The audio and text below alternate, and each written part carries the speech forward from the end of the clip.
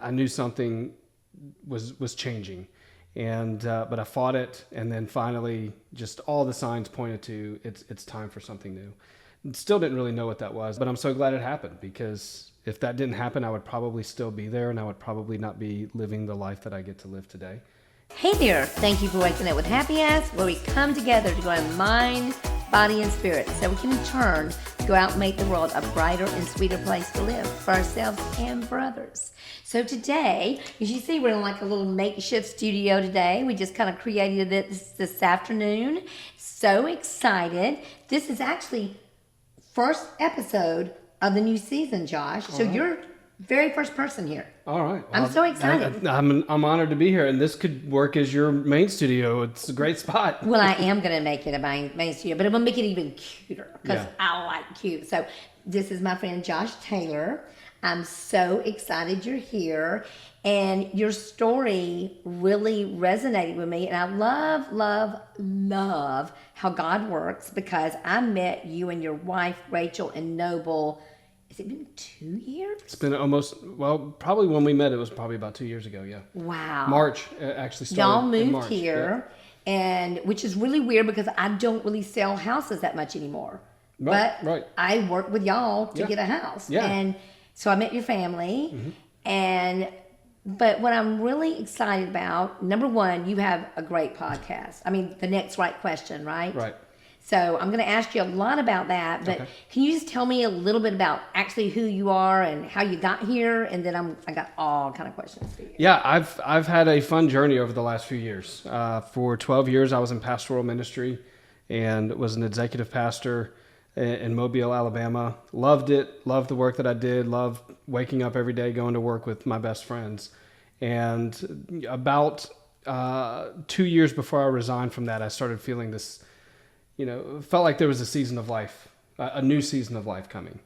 And kind of suppressed that for a while because I was comfortable, loved what I was doing. It was easy.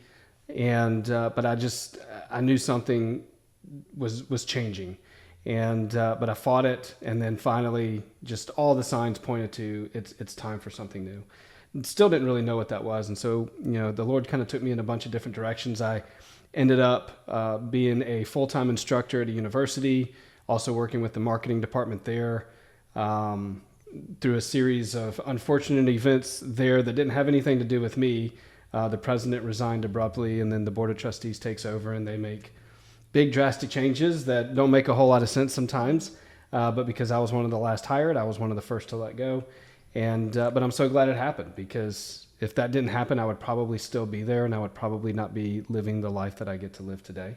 And now I am the CMO of a marketing agency that works with car washes all over the country, and get to live at the beach and work from home, and just spend a lot of time with my family.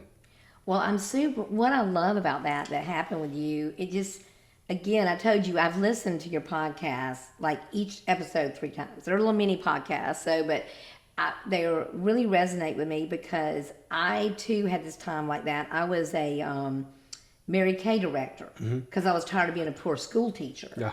And I was a Mary Kay director, but something was just gnawing in me. Like, you're not doing what you're supposed to do. It just doesn't feel right. So I hired an authenticity coach to come and speak to my girls. And while she's speaking, and she's talking about things, and you ask a question like that, one of your podcasts, that got me in the chest, and I told you that, but she was asking a question: are you living your authentic life? Are you doing what you truly were put here to do? And I went, no. I won a free car. I had 50 people. I was a director I started in January as a director in 3 months. Yeah. And on the free car, just because I like to hustle and I work hard, and I was tired of being a poor school teacher. You were like the aspiration that Mary Kay sells to being a Mary Kay seller. 100. So when I went to my people and the directors and said, I'm not doing what I'm supposed to be doing, they said, what? If you lost your mind, you're doing it. But I knew it. It wasn't right. And no matter how much you tell yourself that this is just a passing thing, in your gut and your heart it's time. Right. But I bet that was hard being a pastor, because I'll tell you a little secret. I always thought I would be a pastor. Which is kind of ironic that I have a podcast called My Happy Ass Life, Yeah. where I talk about the love of Jesus a lot. So it's kind of, so I guess I am a minister, but in a weird kind of way. But so did you have kind of some mixed feelings about, God, am I doing the wrong thing? I'm in ministry, for Pete's sakes. Right. I'm Yeah. leaving ministry. It was hard for me because my identity was wrapped up in what I did. And so when I started realizing I'm going to do this, I'm going to make this move, the hard part for me was, who am I if I'm not a pastor? Not only that, but the lead pastor that I worked for, I was the executive pastor and just had a ton of autonomy. I worked for a lead pastor that he was a really great leader, and he knew what he was good at and what he wasn't good at. And he was really great at hiring the right people to do the right job and then just letting them do it and not micromanaging. Awesome. And so he allowed me to lead our staff and really execute his vision in the way that I saw the best to do it. And so I loved what I was doing, and I worked for a guy who was my best friend and still is my best friend. And so there was a part of me that didn't know who I was if I wasn't a pastor. There was also a part of me that didn't want to let him down as a friend. And so there was so many mixed emotions, but at the same, and even my wife, Rachel, she loved the security. She loved the predictability of, I had a full-time job. I got paid well. I had great benefits. And, so that security and walking away from what we knew was there was also, I think, difficult for her. And so as I began to bring it up to her over those 2 years, it would make her nervous. But in the last 6 months, when she finally said, I think you need to be doing something else. I don't know that this is your calling or where you're supposed to be right now, not necessarily not your calling. That was to me when it was saying, okay, the Lord is putting he's aligning our minds and our hearts to this, which means he's in this. It's so cool. I love it. And I didn't, because obviously when I met y'all, I didn't know that was going on. Because when y'all came here, had you just lost your job at the university, or where were you in this spectrum? No, I was already about a year and a half into what I'm doing now. Yeah, the car wash thing. Yeah, So with the car that's wash right. stuff. So I knew Yeah. you were doing something, which I didn't understand at first. Yeah, no. Well, a lot of people don't. A lot of people think I own a car wash. But no, we're actually a marketing agency that our customers are car washes. Yeah. And I was about a year and a half into that. And the great part of all of that was, I was finally making real money. And we could afford to live wherever we wanted to live. And my wife grew up in Port St. Joe, so not far from here. And it was always her dream to get back closer to home and to live close to the beach. And so now we live a mile away from the beach. And, we have a pool. Noble's got his swimming pool. He's got his swimming pool. We always wanted a swimming pool. And honestly, a swimming pool was something I never think I would ever be able to have. Living at the beach was something I would never think I would be able to do. But the road that led me here, when you look back on it, it was very confusing. It was very unpredictable. It was hard sometimes. It was a lot of times saying, did I make the wrong move? But looking back on it now, it's like, I am so glad, even the hard parts, I'm so glad that those happened, where I got laid off from the school. Just a couple of places that caused me to kind of doubt myself. But when I began to fail, that's where I really learn. And that's where I learn, what are my weaknesses and how can I grow in those weaknesses? And I truly believe that even today, I resigned being a pastor in 2018. So 7 years ago, I believe I am a much different person and a much better person today than I was even. That is so cool. I just love it. And you said something in one of your podcasts. You said, just because you're good at something, Right, doesn't mean that's what you're supposed to keep on doing. Because that's what we think we're supposed to do. Yeah. I have a talent in this. I have a skill in this. So that must. When I got called into ministry, I didn't know really what that was going to look like. The only thing that I did in ministry at that time, and I was 18 years old, I played the guitar and I led worship for our youth group. So I assumed going into ministry for me meant I was going to be leading worship. And that's where I got started. In fact, the church that I was the executive pastor for, my first 2 years there, I was the worship leader. And the church was quickly outgrowing me as a worship leader. But I also had skills in administration that I wasn't really paying attention to. But fortunately, the leaders at our church were seeing that. and we needed that. And they asked me to step into that role, take over as the executive pastor, and hire on a new worship leader. And so I'm so glad that I did. I'm so glad I didn't hang on to that identity as a worship leader, Right. just because that was all I was doing. That's all I knew how to do. Other people saw potential in me that I didn't see in myself. That's so cool. And I love it. And sometimes we have to, you know, you said it was kind of a blessing that you lost the job. And I agree with that so much. Ryan Holiday wrote a book called The Obstacle is the Way. And I think so many times until we have those obstacles, until we have those challenges, we will stay in our comfortable zone, Yeah. you know, and not move. And so, I wanted to ask you something because I know by listening to you, I know by some of the people, because you have admiration for a lot of the same people I have admiration for. So it's really kind of cool. So I want to ask you, like, what is one of your favorite books right now? What is one of the favorite books that you've read? Oh my goodness. I know I hit you out of nowhere with that. Sorry about that. Honestly, my favorite book, this is a guy that has written, I think he's got 8 books on the New York Times bestseller right now, and he's become a friend of mine. But Donald Miller has written so many books as a business person. But the one book that he wrote, and I tell him all the time, I believe this is the most important book you've written. And he tells me this was the one book that he feels like bombed. But it's Hero on a Mission. And it's one of my favorite books because it teaches you how to live life, not even as the hero in your story, but as a guide. And to not be the victim in the story. And so that to me is probably one of the most important books that I've read. And it's probably the number one book that I recommend to people. You know, I've read all his books. Yes. Yeah. I know you're a big fan. I am a huge, I mean, I watch his videos. Oh my gosh. So, and I'm gonna tell you a couple of quotes and see what you think about them. So I love this one. It says, "Fear is a manipulative emotion that can trick us into living a boring life." Yes. Now that's from Blue Light Jazz. Yes. That reminds me of what you did when you stopped the ministry and jumped off the cliff into an unknown Absolutely. job. It's funny because that's what my next podcast is actually about. That's launching this week, and it's talking about how fear it keeps us from doing so much, and it keeps us from really realizing our full potential, or it just keeps us from living out our dreams and our hopes because. Like even for me, for 2 years, I was afraid of making a transition from what I knew into the unknown. And sometimes it's overcoming that fear, stepping into that unknown, stepping into the possibilities of what could be, or the possibility of failing, where you can truly grow and truly become who you were created to be. You know, I'm not to have a therapy session or anything, but I'm kind of in the middle of all that right now because I'm 65. I have built this company.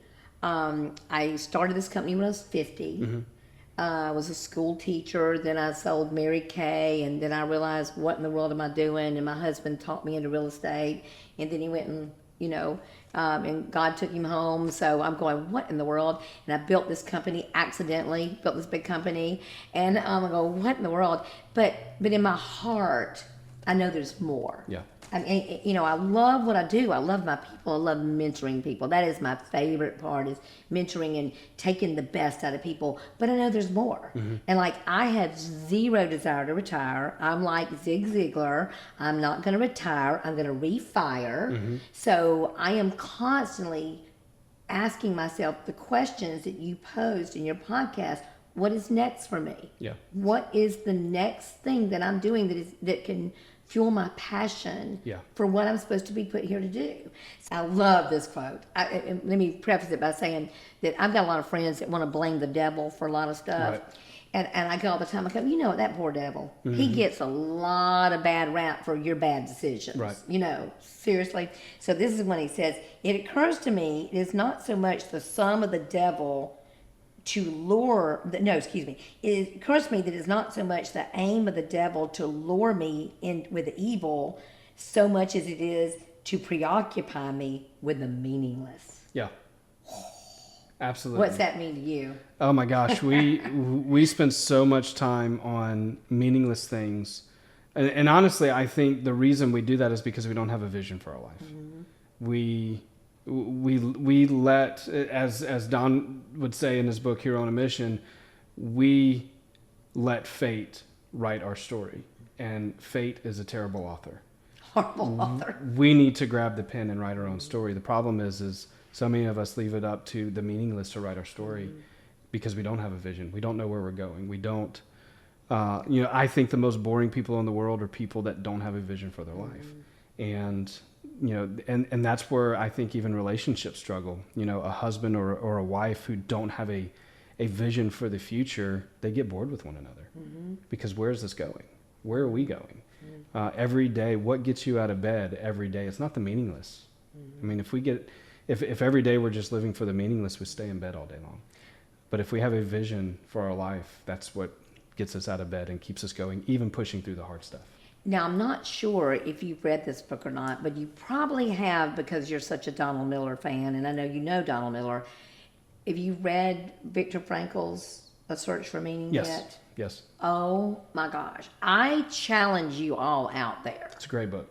If you read that book and you don't come away changed in some way, then I'm going to have your brain checked out, your heart checked out. Because my favorite thing was the fact that no matter what happens to us, if we can find meaning in our lives, and especially for others, not just for ourselves, but for others, then we can really endure some really horrific things. Absolutely, yeah. Well, and Viktor Frankl says it in that book, A Man's Search for Meaning.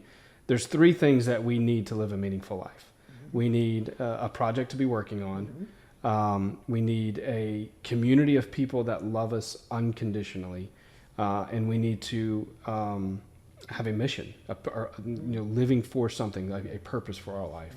And if we have those 3 things, we're going to live a meaningful life. That's so exciting. I love that. It makes me so happy. I love talking about books, and I love reading books and all that kind of stuff. But something you said in one of your podcasts the other day that really got my goat, as my mama would say. You said that when you were talking about the story about when you were laid off of the job at the university, and you came home and you told Rachel about it, and thankfully, this is such a beautiful thing. This is so beautiful, and I had that kind of relationship with my husband too, and it's so lovely. When you came home and told her about that, instead of being upset about it, she knew and trusted you that you would figure it out. But you said this question, you asked this question, instead of going, oh no, woe is me, what is happening to me, what I'm going to do, I left the ministry, now this. You said, what does this make possible? Yeah. Yeah, and honestly, she really asked me that question. Wow, what does this make possible? What does it make possible? And when I got laid off from the university, and I came home and told my wife about it, and the stories in the podcast, but driving home, like the guy that had to give me the bad news was a good friend of mine, and I still talk with him even today. He texted me after that podcast was released because he said it brought up all the bad memories. But he had to tell me that news, and he said, go if you want to take the rest of the day off, and going home. And so I did, and I kind of didn't want to. I was afraid to because I knew I needed to tell Rachel. And so the whole ride home, I'm nervous about what is she going to say, what is she going to think, how is she going to react, and so I sat down and told her, and I think there was a sigh of relief from her because she knew that even in that job, even in that role, I was not living out my full potential. I was so much more valuable than where I was. It was like the safe choice. It was the safe choice. It was great benefits. It was an okay paycheck. But she knew I wasn't happy. She knew that wasn't where I was going to be forever. It was the next step. And so I think that this was a sigh of relief for her of he can finally go do what he's meant to do. What opportunities are on the other side of the setback? Absolutely. Opportunities. I love that. That makes me, I get excited about that. I'm kind of a weirdo though, because I've always had this belief that the power that's inside of me, that inside of me is so much stronger than anything outside there. Of course, it's been my extreme belief in God who loves me and who wants the best for me. And another person that I'm thinking about that made the same decision you made to do something different is, and I'm sure you know this, John Maxwell is also one of my he is my guru mentor. He doesn't know it. He doesn't know he's my mentor, but he is. He's my guru. And so he also was a minister. And he was a pastor. He loved me. He loved being a pastor. He loved being a minister.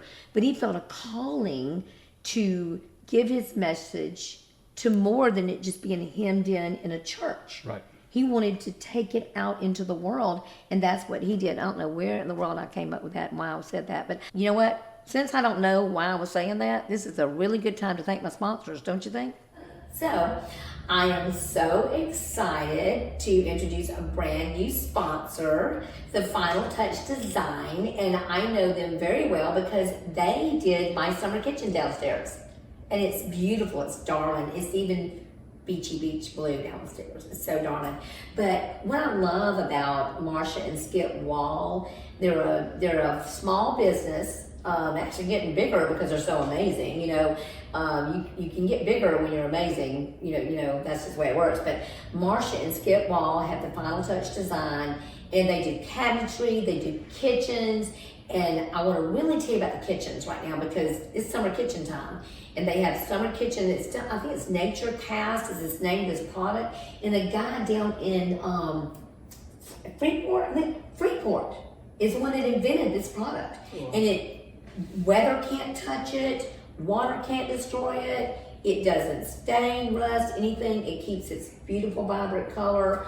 So it's really neat. You ought to come check it out. My summer kitchen downstairs is so cute. Because we keep talking about redoing our kitchen, so. Oh, they're great. There's precious people. I've actually even been into their business before and coached and done some teaching in their business and stuff. They're just sweet, sweet people, and they're big supporters of my happy ass life. And they wanted to make sure that my message got out there. So thank you, Skip and Marcia Wall. We're going to be hearing lots about the Final Touch Design in weeks to come. So my other sweet sponsor is my friend Brian Normack with Bay Tax Solutions, and they gave me my cost segregation thing, which I'd never heard of that before. Took me about 3 times to understand it because I'm not really a numbers girl. I'm more of a heart girl. But he taught me about how to do tax strategies so I could save money, so I'd have more money to give away to people I want to give it away to. That made me so happy. So, and of course, my sweet people at Beachy Beach Real Estate, they still sponsor me, they still believe in me. So without these people, we would not be able to do this. So thank you so much from the bottom of my little 4'10" heart, all of you sweet sponsors. Thank you. So, we got to get back to my sweet friend Josh here. I've got some more questions to ask him about and stuff, but what does this make possible? That one just really slapped me in the head, and I love this one too. Oh, I wrote this down. So your podcast is all about asking the right questions. Mm-hmm. It's all about asking the next right questions. Right. Because it's not about knowledge, it's asking yourself the questions, because your answers are going to be different than somebody else's. But I don't know if you even know this or not, but you're like using the Socrates method of inquiry, because that's what Socrates did. I didn't know there was a name for it, but yeah. It is very fancy. It's the Socratic method. Nice. Yeah. That's exactly what I was doing. Yeah. You're playing all along, right? Right. So, I love it. What did you say? You said, what is that one? What is holding you back? Yep. What is holding you back? Is that a question you asked yourself before you made the move to do the thing you did? Yeah, absolutely. I mean, you look at it and see why do I not want to do this? What is keeping me from making this decision? And I think that when we begin to answer those questions and we look at ourselves honestly, I mean, it boils down to fear. It boils down to superficial things that are holding us back, the fear of the unknown. And I think just asking that question, being able to ask that question, what is it that's holding me back from making the next right step, or just taking the next step? A lot of times we feel like if we're going to make a change, it has to be a drastic change, or it has to be a reset altogether. And sometimes it's just taking the next small step. I like that, because I've been really bad about, I've been writing a book for That's about, not an easy task. well, it's really not easy when you just sit at the corner and don't do it. Right. I mean, well, it is easy. You just let it sit there. So I wrote it, I'm halfway through, and then I've started like 3 books. So I start this one, then I go back to this one, then I go to this one. So what I'm telling myself this year, after listening to your podcast, you know, what is your next small step? And do you know what I did that day after listening to the podcast? I came to work early, and I worked for 1 solid hour on my next chapter in that book. Yeah. And that's all you need to do. I did that. And how good did that feel? Oh, it felt just that so good. Yeah. It fired me up. So my goal is to get it finished and go into press by November. I may even get it done before then. So I'm really excited about it. But another one, you said, oh, why am I doing this? You said, no matter how much effort you put in things, you're pursuing it because you want to, or because it aligns with your values. Right. And I know that I've done that. I'm kind of a recovering people pleaser. You men aren't. Y'all are as bad at that as women are. We can be. Yeah. Really, because I want anybody to love me, and I want to be sweet, and I want to just do what's good for humanity. But the best way to do what's good for humanity is also do what's good for me. Right. And that's hard for me to do. Yeah, absolutely. So, and he said, are you aligning with your strengths, your vision for your life? And this is where it hit me. I wrote you a text after this. You said, or are you chasing a version of success that does not belong to you? Yeah. Shut up. That was what did you really mean by that? Tell me what that means to you. Well, are you chasing after? There can be 2 things. Are you chasing after success because somebody else wants? That's what they feel like you should have. You know, I've got a lot of friends. I've got several friends that are very motivational. They're very inspirational. They want everybody to succeed, but sometimes their vision for your life is not the vision you have for your life. And sometimes it's great, but sometimes you need those people in your life to call that vision out of you. But sometimes they're calling something out of you that's not supposed to be there, that's not there. They feel like, oh, you're supposed to be this, or you're supposed to be this fit, or weigh this much, or look this way, or have this kind of car, or have this amount of money. And that's the success that they've put on you. But maybe that's not what you're supposed to be chasing.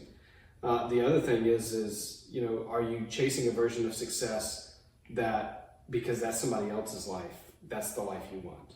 And I think that when we have a vision for ourselves, and we can use other people as inspiration. You know, I have people in my life, I try to spend time with people in my life who are where I want to be. Amen. But I don't necessarily want their success to be my success. And so sometimes I'm chasing after a version of success that belongs to them, but doesn't necessarily belong to me. Success for me can look completely different. We've got to define what that is for us. What makes us happy? And for a lot of people, having big houses and a lot of money, that's never going to bring happiness. Freedom. Freedom is what makes me happy. Being able to work wherever I want to work, when I want to work, go on vacation when I want to go on vacation, spend time with my family when I want to, go to my son's stuff at school, that's success to me. Waking up every day doing something that I love is success to me. Not necessarily having to wake up in a giant house with loads of money. That's somebody else's success. And a lot of times that's what we're chasing, is that success that somebody else has. And sometimes it's for me, because I like to do so many things. I'm not, you know, I've got friends that are retired now. That sounds like the most boring life ever. Right. I can't even imagine now at 65 thinking that I'm going to retire. Right. Like that's not even on the horizon at all. Yeah. I tease all the time and I go, God and I have an agreement and we're going to reassess at age 80. So I've got a plan up to 80 years of age and we're going to reassess then and I'll see if I want to keep going. But, you know, the thing is, I think a vision of what you were doing when you were younger, just like you in ministry, no longer serves you for your vision now. Right. It's different than it was before. Absolutely. And that is okay. Yeah. We're all living longer now, so we should have all kind of wonderful lives. One thing that I wanted to ask you is what made you decide to help car washes? What was, where did that come from? So the marketing agency that I am a part of now, the CEO was actually, he was one of my clients. I was a business coach. And he had called me. I'm certified with Donald Miller's Story Brand Framework, and he had called me to really figure out how to implement the Story Brand Framework. It's a marketing framework into his business because he was just really struggling. How do I communicate what we do? He had just pivoted the agency into just car washes, working with just car washes, and they were only doing text message marketing at the time. And about 6 months into coaching him, he asked me to come work for him, and I told him no. So I said, I don't like to build other people's businesses so that they can sell it, and then now I'm having to go find another real job. And so he said, well, why don't you come on as a partner? And so I said, say more things like that. Yeah, tell me more. Yeah, and so he made an offer that I couldn't refuse to come on as the chief marketing officer. And we've grown the company focusing just on car washes. We've really made a name for ourselves in the industry. I've built a personal brand in the industry that's been really successful and has helped us a lot. And over the last 3 years, we've grown 300% in our business. I was the 7th employee to come on, and now we have 32 full-time employees. Wow, that's so in 3 cool. years. And just going into car washes, it's a great industry. They're a lot of fun to work with. It's a growing industry. Obviously, we're seeing them. I joke here in the South, there's a church and a car wash on every corner. Yeah. And it really is. It's a fast-growing industry, and we're riding the wave. And when you niche down into something like that, it just becomes repeatable systems that you can implement over and over again. Makes it so much more easy, but you see so much better results faster with the customers that you're working with. Now, what came first, the chicken or the egg? Did you start working with Donald Miller's Story Brand concept prior to finding the product? I got certified in 2017. I was still full-time at the church and was just going to do some Story Brand stuff on the side as a side hustle. I implemented it into our church first, saw immediate results with our church, huge growth in just people showing up, huge growth in our giving, and a huge growth in our children's ministry. Because what the Story Brand Framework did is it helped us kind of get out of our own way. How we were doing a lot of things to confuse people and not being very clear, and the Story Brand Framework brings clarity to what you're doing. And so I saw it work there, and I was like, wow, this really works. So I started working with some other business owners in our church to do it for their businesses. Really enjoyed it, and that's really the pivot that I made is I want to do this for more people. Well, what made you, because obviously I've told you I've been reading Donald Miller for I don't know how many years. I mean, just really, I've read every book he's written. Yeah. Everyone. And what made you want to do the Story Brand? What attracted you to that? So I read Blue Like Jazz. It came out when I was in college.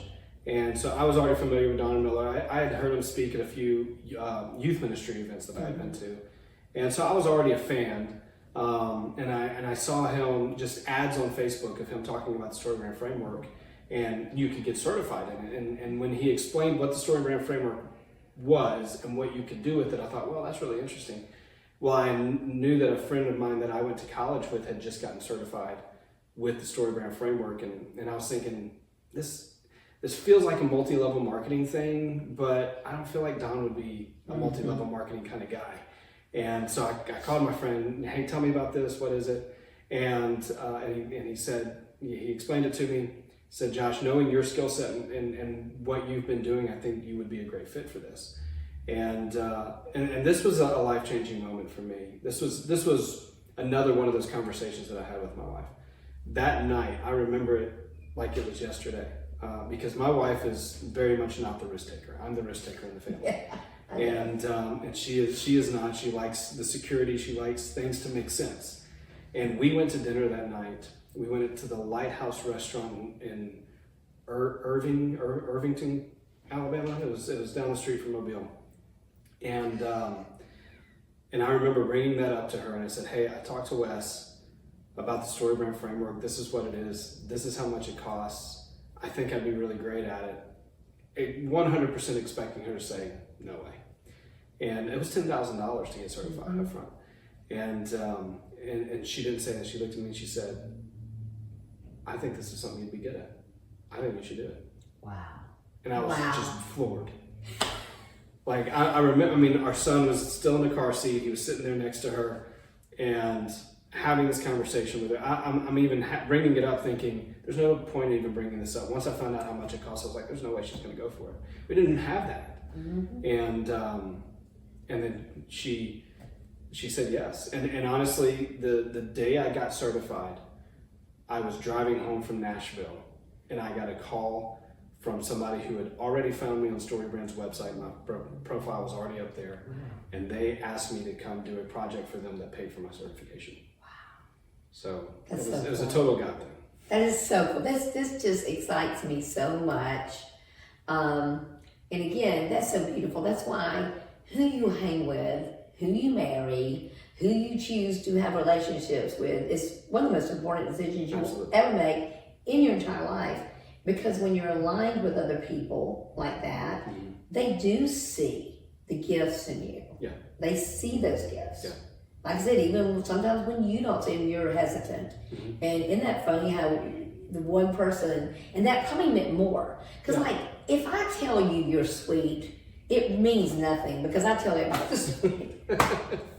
There's nobody that knows me better than my wife. Right, so yeah. And she reminds me of that. Like she is so good and she's way better at it than I am. And she's a great example to me to do this more for her and other people.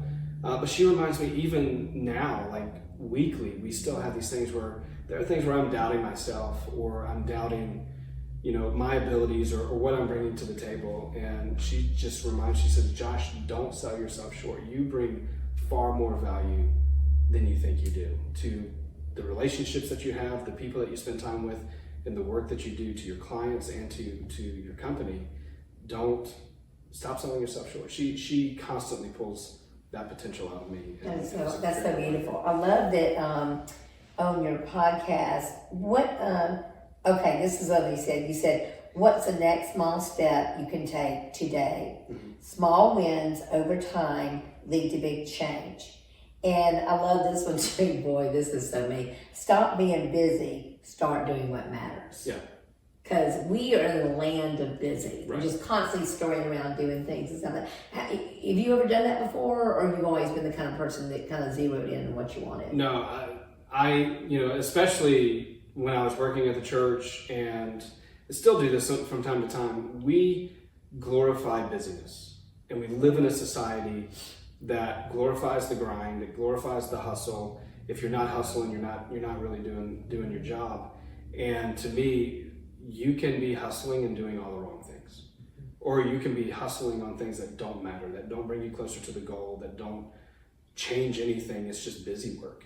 And a lot of times we distract ourselves with that, but how many times at the end of the day, we feel so worn out because of how busy we are, but then we're like, what did I actually get done today?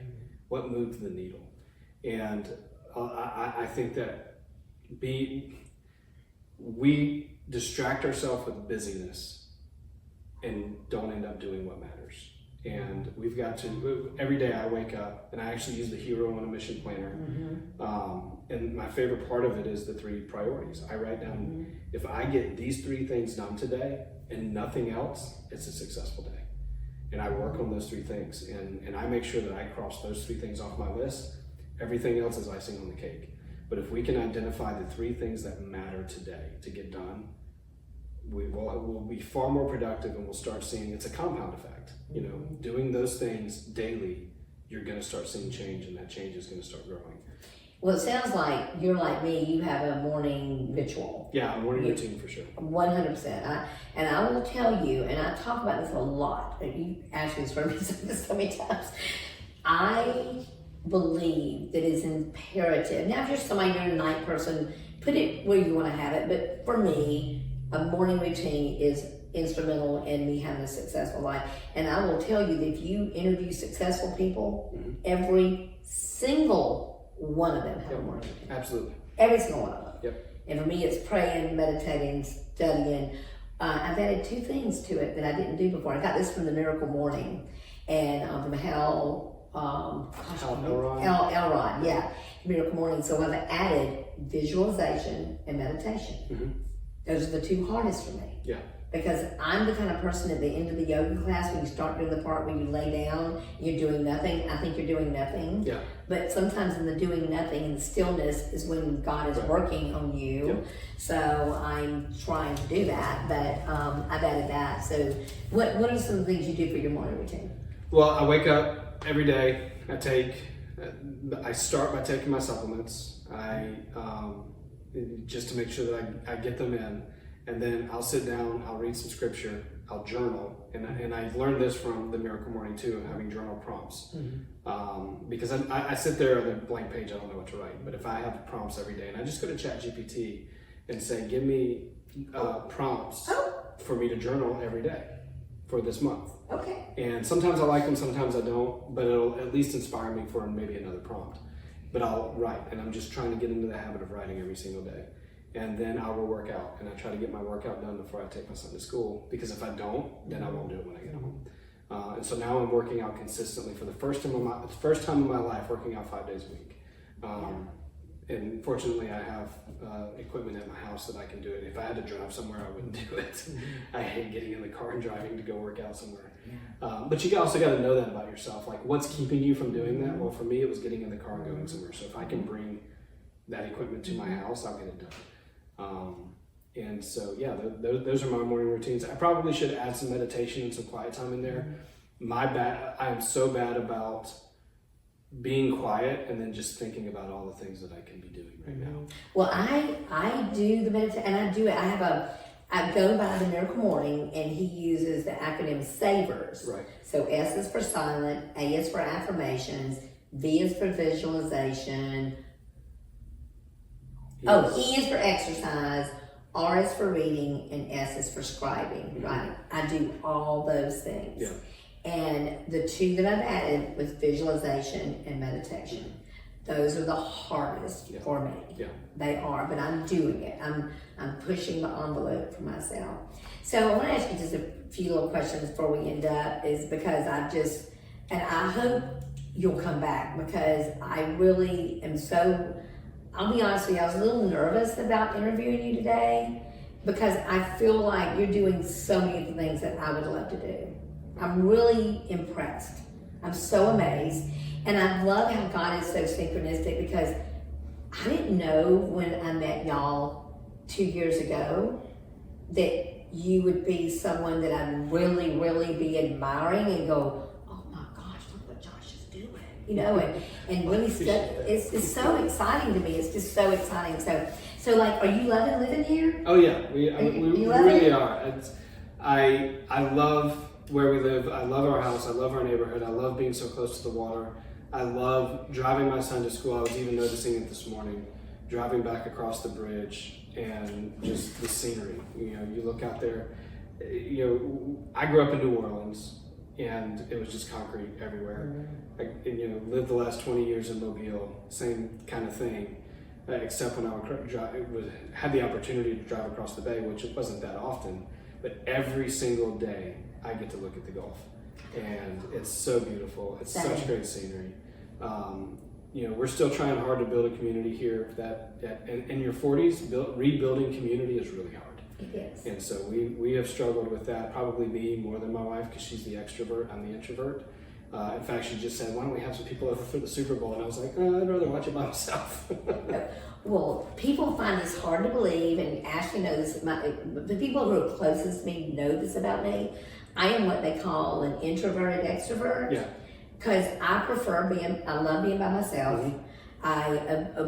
The best time ever for me is spending 8 hours in reading, studying, and researching. Like I told you earlier, if somebody would pay me just to research and study and learn, I would just do it every day. There are jobs. I just love it. So I use it to teach and do what I do, and share with other people. But So I'm not real good at big groups of people unless I'm in charge. Right. Yeah, I'm exact same way. If it's my turf, I can do it. I'm an extrovert, and I'm great at it. Yeah. But if it's something else, if it's another event, I'm the kid at the 8th grade dance who's sitting by the punch bowl waiting for somebody to come talk to him. No parties. I'm not a party person at all. Again, if I'm fundraising for somebody, like my big art show, this would be a really good time to plug the art show.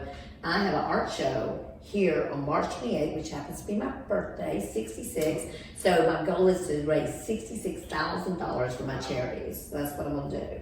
So we're doing that here. It's gonna be so much fun at Beachy Beach Top Secret Headquarters. So y'all should come. Yeah. It is so much fun. It's just a great band, great food, great time, beautiful art. It's just so much fun. Like a lot of fun. It is a lot of fun. I heard you're gonna have some great oysters and stuff. Oh yes, and Rick is a party in itself. Rick, the oyster guy, everybody here knows him. He is so funny, so fun. He's great, and it's super. But also, thing I wanted to ask you is Rachel is so sweet. Your wife is precious. I don't know if you know, but I call her from time to time and send her little texts from time to time and just that kind of thing, and check on how y'all are doing and everything. And but she's so precious. But I know that you found community in church. Y'all found a church you like. That's a really good thing to do, you know. But you can also just come volunteer with me because I have plenty of volunteer opportunities. Okay. I will not be bad. Rachel is looking for some things to do, so I'll definitely mention that to her. She can come volunteer with me because I'm a volunteer junkie. I'm trying not to do it as much. So what's next for you? What's next? You're doing the car wash thing. So you're the marketing arm for A marketing agency. our marketing agencies for car wash. Right. Just car wash. So my responsibility for the most part is marketing our agency in the car wash industry to get more customers for our agency. We also put our CEO and I, he and I are a lot alike. We're both very entrepreneur driven. We're just naturally coaches.